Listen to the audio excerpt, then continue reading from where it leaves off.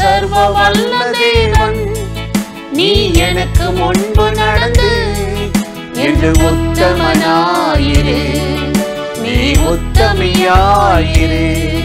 நான் சர்வ வல்ல தேவன், நீ எனக்கு முன்பு நடந்து என்று உத்தமனாயிரு, நீ உத்தமியாயிரு.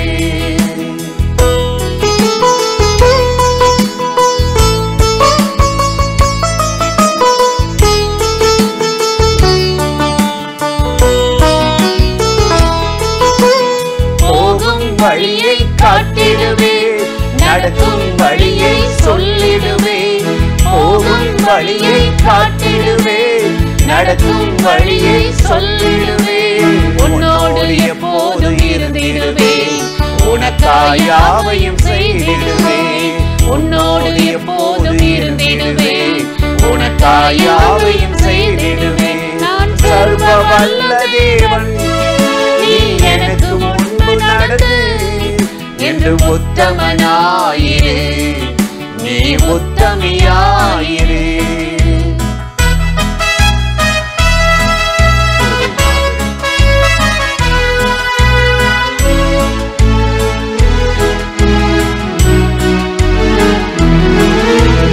காலையில் என் முகம் தேடிடு, கலக்கம் எல்லாம் நீக்கிடு. காலையில் என் முகம் தேடிடு, கலக்கம் எல்லாம் நீக்கிடு. கலங்கி போன உள்ளங்களை என்னிடம் கொண்டு சேர்த்திடு. கலங்கி போன உள்ளங்களை என்னிடம் கொண்டு சேர்த்திடு. நான் சர்வ வல்ல தேவன், நீ எனக்கு முன்பு நடந்து என்று உத்தமனாயிரு, நீ உத்தமியாயிரு.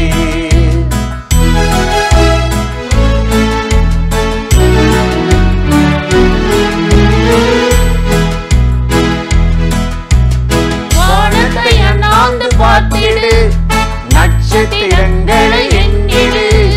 வானத்தை அண்ணாந்து பார்த்திடு, நட்சத்திரங்களை எண்ணிடு.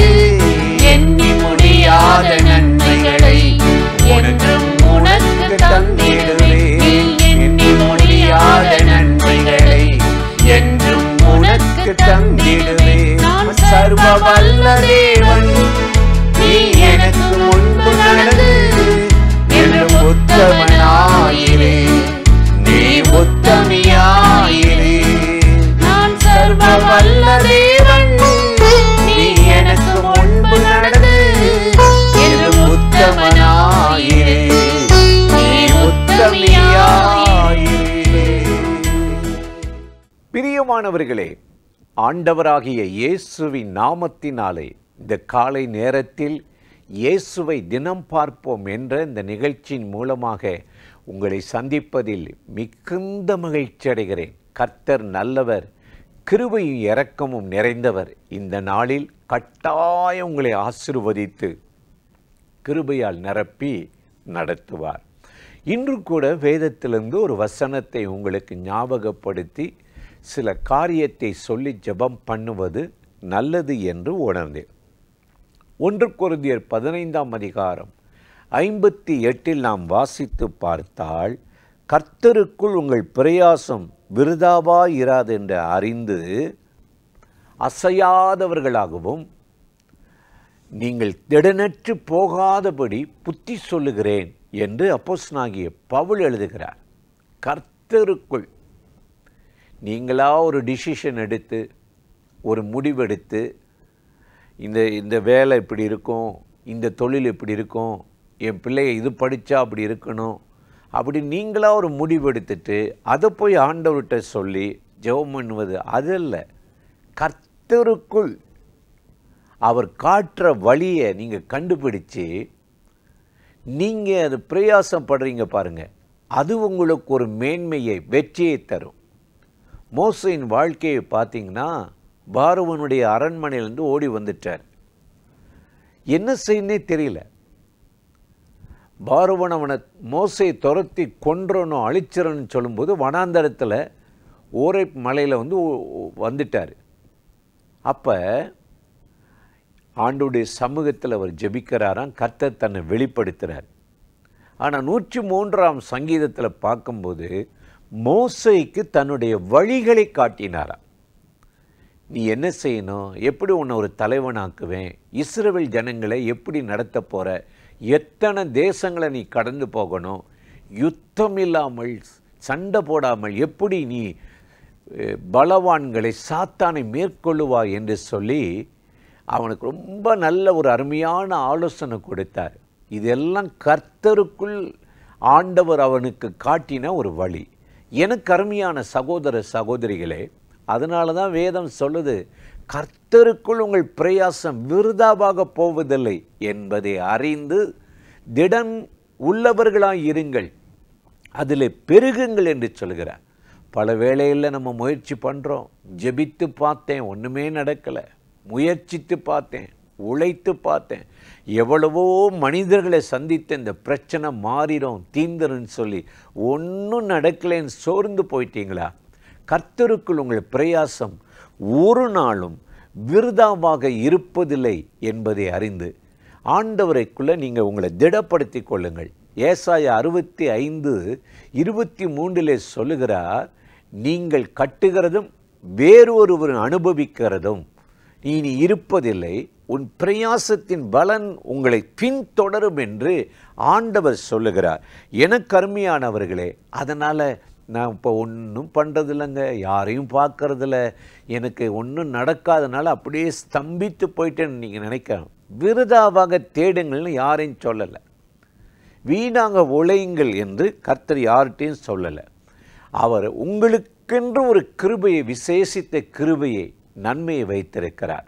நீங்கள் அந்த கிருபையை பெறணும். அப்போஸ்தலனாகிய பவுலை பாருங்கள், 1 கொரிந்தியர் 15:10 சொல்கிறார், அவர் எனக்கு தந்த கிருபையோ விருதாவாக இல்லை, வேஸ்ட் ஆயிரல. நீங்கள் சமைச்சு நிறைய பொருளை வேஸ்ட் பண்ணிடுவோம், நிறைய வேஸ்டேஜ், கடைசியில் அது எங்கே போகும்? குப்பைக்கு போகும். ஏன்னா அது சரியாக ஒரு திட்டமிட்டு நம்ம செய்யாததுனால.